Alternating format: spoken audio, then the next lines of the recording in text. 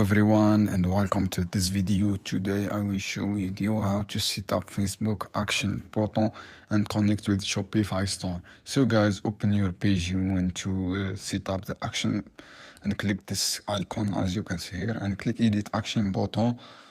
And as you can see here guys, click this option and click edit action button, click change button and click, as you can see here, view shop. Just click this option and click contact us option and click next and click add website link, as you can see here guys, and click next.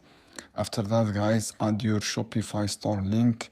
If you set up your shop store, click this copy link for example and click this one, paste and click on save, and you will connect easily with button action. So guys, this is how you can do guys. I hope this video helpful for you. Then don't forget to subscribe and like and share this video for more content, and see you on another video soon guys. Keep watching.